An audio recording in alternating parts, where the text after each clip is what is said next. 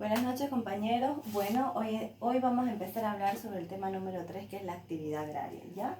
Como ya en el primer día de clase habíamos comentado prácticamente lo que lleva la palabra actividad agraria, y recordarles que la actividad agraria viene a ser una acción humana dirigida a producir y conservar las fuentes productivas naturales.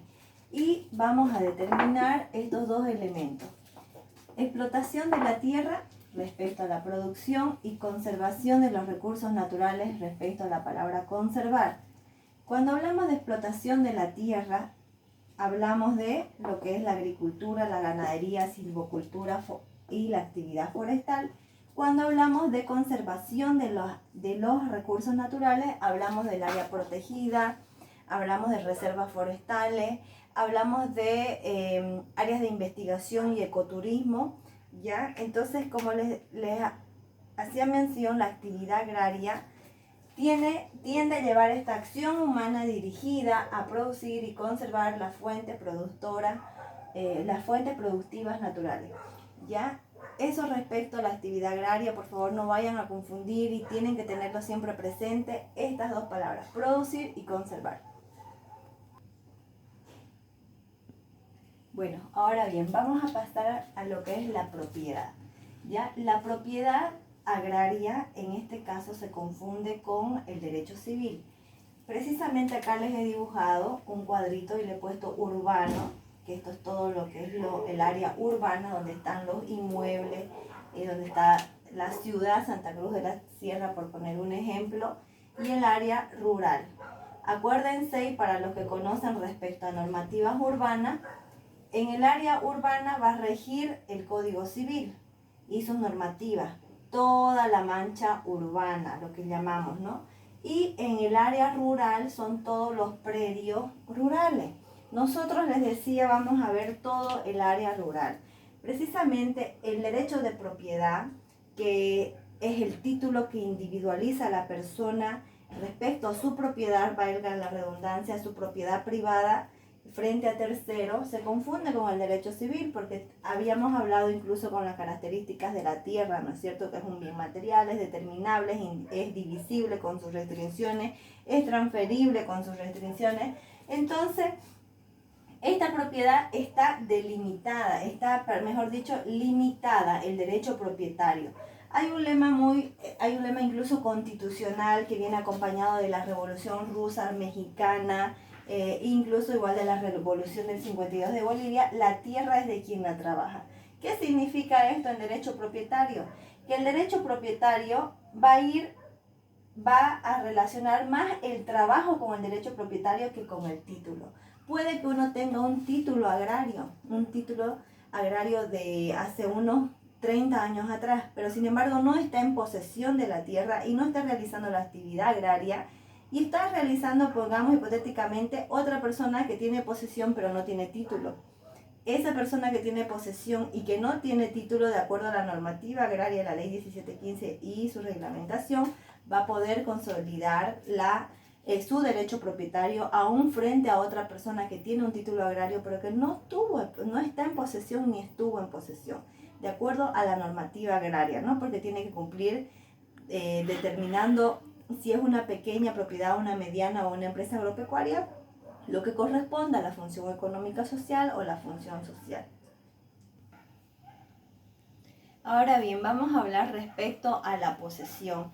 La posesión en derecho agrario es indispensable para poder mantener el derecho propietario del beneficiario, ¿ya? ¿Por qué es indispensable esta posesión? Porque la normativa agraria obviamente es específica y muy distinta al derecho civil. Si no hay posesión, el derecho propietario va a estar vulnerable, sujeto a reversión. Por eso decimos que es indispensable para el propietario la posesión agraria, estar en el lugar y estar produciendo en el lugar, no simplemente, en caso de medianas y empresas agropecuarias, tan solo vivir en el lugar.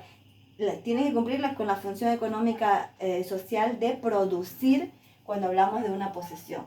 El abandono de la posesión del derecho agrario, según la normativa agraria, dice que el beneficiario que abandone por más de 2 años su propiedad está sujeto a reversión.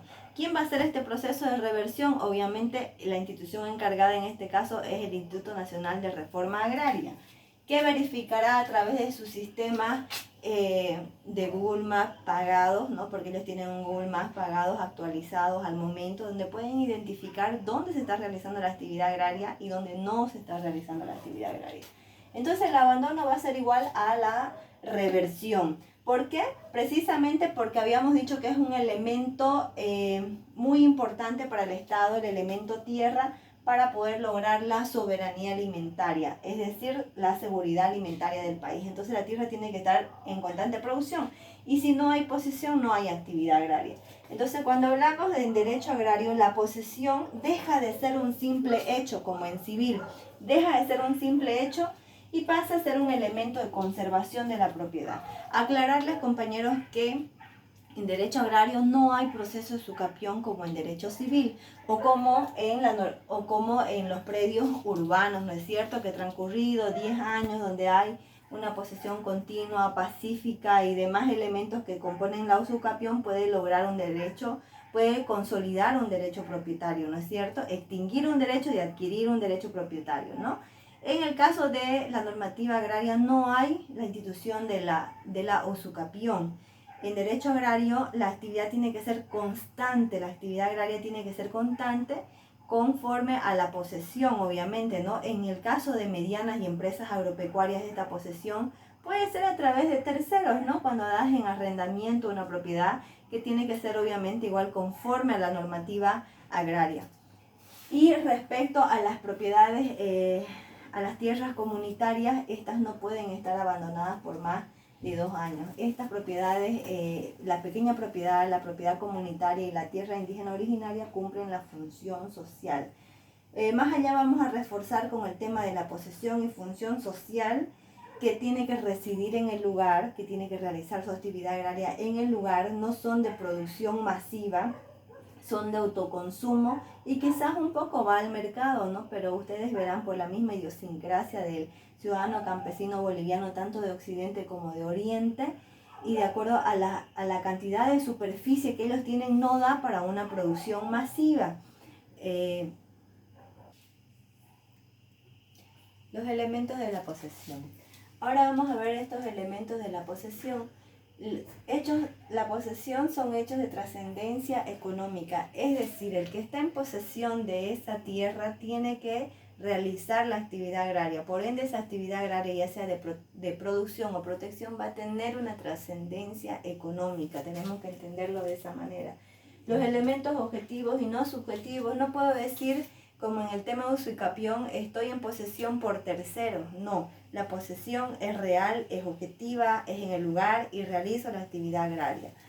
Y por último tenemos representa derechos. La posesión en derecho agrario va a representar un derecho que con probabilidad va a lograr una consolidación de derecho propietario conforme a la normativa agraria. Respecto a la ley 1715, según la posesión, todas las posesiones anteriores a 1996 son posesiones legales con derecho a consolidar si cumplen la función económica social o la función social conforme corresponda de acuerdo a la clasificación de la tierra. Y todas las posesiones posteriores a 1996 son posesiones ilegales sujetas a desalojo. Específicamente así lo dice la ley 1715 con respecto a que la distribución de la tierra en Bolivia, el único ente encargado de la distribución es el Servicio Nacional de Reforma Agraria, encabezado por una estructura, ¿no es cierto? El Estado es el único encargado que va a distribuir y va a derivar esa competencia a una institución que es el Instituto Nacional de Reforma Agraria. En lo posterior, no se aboquen más a eso, ya vamos a ver cómo está constituida esa ley 1715, ese Servicio Nacional de Reforma Agraria y cómo se hace la distribución de tierras en Bolivia. Todo tiene su procedimiento, ¿no es cierto? Y en lo posterior vamos a ver cómo se distribuye. Respecto a la posesión, hemos llevado este tema adelante conforme a la actividad agraria. La actividad agraria, no se olviden, por favor, que tienen que tener siempre en mente la palabra producción y conservación. Y dentro de la palabra producción, agropecuaria, agrícola, actividad forestal. Y dentro de conservación, las áreas protegidas, de reserva, de investigación, ecoturismo, ¿no? Y respecto a la posesión, que la posesión tiene que ser real, tiene que ser objetiva, tiene que ser en el lugar, tienes que realizar la actividad agraria y ese hecho va a imponer un derecho, incluso ante un derecho constituido, incluso puede esa posesión continua conforme a la normativa de la ley agraria puede consolidar un derecho propietario. Ese es el tema de hoy. Gracias.